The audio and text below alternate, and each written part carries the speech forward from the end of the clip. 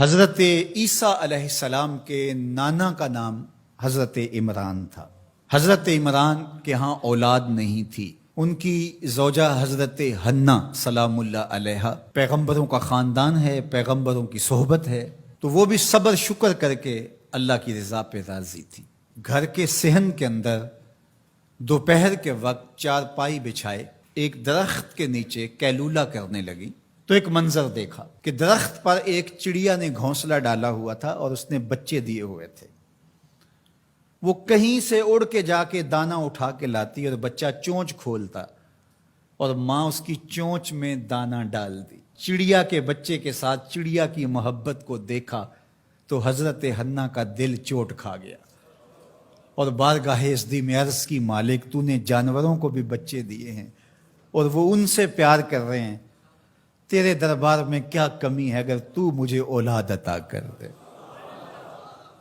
دل چوٹ کھا گیا، دل کی اتھاہ گہرائیوں سے دعا نکلی، عرش تک جا پہنچی۔ اللہ نے حضرت حنا کو کرم نوازیوں سے مولا مال کر دیا۔ حضرت حنا نے کہا، اے اللہ جو میرے بطن میں ہے میں تیرے گھر کے لیے اس کو وقف کرتی ہوں۔ جب ولادت کے لمحے آئے تو حضرت حنا زوجہ عمران نے بیٹی کو جنم دیا تو پریشان ہو گئی کہ مالک یہ تو بیٹی ہے، میں نے تو اس کو مسجد اقصیٰ کے لیے وقف کیا ہے اور وہاں سارے مرد ہیں، ایک لڑکی جب جوان ہوگی تو اس کو وہاں کیسے چھوڑ سکوں گی، منت میری کیسے پوری ہوگی۔ بہت پریشان ہوئی منت کی تکمیل کا سوچ کے کہ مالک یہ تو بیٹی ہے۔ آواز آئی، پریشان ہونے کی ضرورت نہیں حنا، جو تو نے بیٹی جنم دی ہے ایسے تو بیٹے بھی نہیں ہوتے۔ اس بیٹی کا نام کیا رکھا گیا؟ مریم سلام اللہ علیہا۔ بیٹی جوان ہو گئی تو منت یاد آئی کہ اب اس کو بیت المقدس میں ہم نے وقف کرنا ہے۔ پریشانی ہوئی کہ اب 300 حجرے ہیں جن میں مرد ہی مرد ہیں، ایک تنہا عورت کیسے وہاں رہے گی؟ تو یہ سوچا کہ کوئی بوڑھا بزرگ ہو جس کی کفالت میں ان کو دیا جائے تو وہ ان کی دیکھ بھال کرے، ضروریات کو پورا کرے۔ تو بہت سارے لوگ اس سعادت کے لیے تیار ہو گئے۔ پھر قرعہ ڈالا گیا، قرعہ فال نکلا حضرت زکریا علیہ السلام کے نام۔ اللہ کے جلیل القدر پیغمبر اور رشتے میں خالو بھی لگتے تھے، کہا یہ سعادت میرے ذمہ رہی، اور چونکہ ان کے ہاں بھی اولاد نہیں تھی انہیں کہا ٹھیک ہے ہم اسے بیٹی بنا کے اس کا خیال رکھیں گے۔ حضرت زکریا علیہ السلام نے ایک حجرہ مختص کیا حضرت مریم کے لیے اور ان کی ضروریات کو پورا کرتے، کھانا دیتے۔ جب کہیں جانا ہوتا تو حجرے کو باہر سے تالا لگا کے چلے جاتے، افطار کے وقت یا رات کو گئے ہیں تو سحری کے وقت پھر آ جاتے۔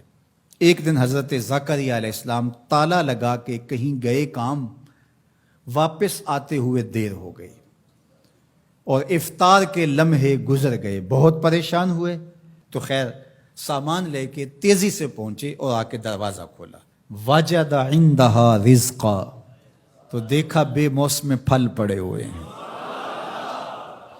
حیرت تو یہ تھی کہ پھل ہیں، دروازہ مقفل ہے، باہر سے کوئی اندر نہیں جا سکتا، اندر سے کوئی باہر نہیں آ سکتا، پھل کیسے آئے؟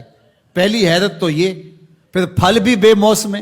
قال یا مریم ان لک ھذا، اے مریم یہ کہاں سے آئے؟ قالت ھو من عند اللہ، کہا یہ میرے اللہ کی طرف سے آئے، یہ مجھے میرے رب نے دیے ہیں۔ ان اللہ یرزق من یشاء بغیر حساب، وہ جس کو چاہتا ہے بغیر حساب کے عطا کرتا ہے، اس کے لیے کوئی مشکل نہیں ہے۔ جو ماں کے پیٹ میں بچے کو رزق دیتا ہے، انڈے میں چوزے کو رزق دیتا ہے، وہ حجرہ مریم میں مریم کو رزق نہیں دے سکتا؟ اب حضرت زکریا علیہ السلام کا ذکر آپ نے سنا کہ ان کے ہاں اولاد نہیں تھی، اور عمر کتنی ہو گئی تھی؟ 120 سال، اور آپ کی زوجہ کی عمر 100 سال ہوگی، تو اب تو امید بھی ختم ہو گئی اولاد کی۔ لیکن جب بے موسم پھل دیکھے نا تو اندر چھپی ہوئی امید کی موہوم سی جو چنگاری تھی وہ بھڑک اٹھی، اور حضرت زکریا نے ہاتھ پھیلا لیے، ہنالک دعا زکریا رب، مالک جب تو مریم کو بے موسم پھل دے سکتا ہے، میرے شجر عمر پر اولاد کے آنے کا موسم بیت گیا ہے، لیکن مالک کیا تو مجھے بے موسمی اولاد نہیں دے سکتا؟ حضرت زکریا وہیں کھڑے ہو کے دعا مانگنے لگے. معلوم ہوا جہاں رحمتیں اترتی دکھائی دیں وہاں دعا مانگی جاتی. ہم جب اللہ والوں کی قربت میں جا کے اللہ سے دعا مانگتے ہیں تو کچھ لوگ معترض ہوتے ہیں کہ اللہ تو ہر جگہ موجود ہے، یہاں کیوں مانگ رہے ہو؟ مسجد اقصی پاس ہے لیکن حجرہ مریم میں اللہ کا پیغمبر دعا مانگ رہا ہے، وہاں رحمت آنکھوں سے اترتے ہوئے دیکھی. ان رحمت اللہ قریب من المحسنین، اللہ قرآن میں فرماتا ہے میری رحمت محسنین نیکوکاروں کے نیڑے ہوتی ہے. اس لیے ہم اللہ والوں کے قریب جا کے اللہ سے مانگتے ہیں، مالک تیری رحمتیں یہاں برس رہی. ہنالک دعا زکریا ربہ، وہیں کھڑے ہو کے دعا مانگنا شروع کر دی، اللہ مجھے ستھری اولاد عطا کر دے.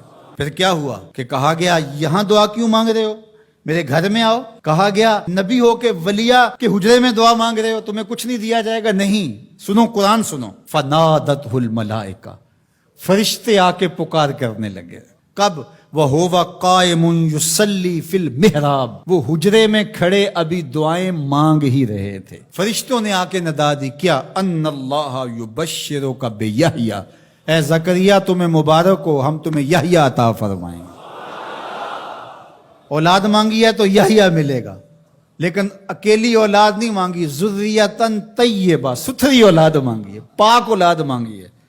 تو مصدقا بکلمۃ من اللہ وسیدا وحصورا ونبیا من الصالحین، جو بیٹا دینے والے ہیں وہ کلمت اللہ کی تصدیق کرنے والا ہوگا، سردار ہوگا، عورتوں سے الگ رہنے والا ہوگا اور پیغمبر ہوگا، صالحین سے نبی ہوگا، یہ شانوں کا مالک ہوگا.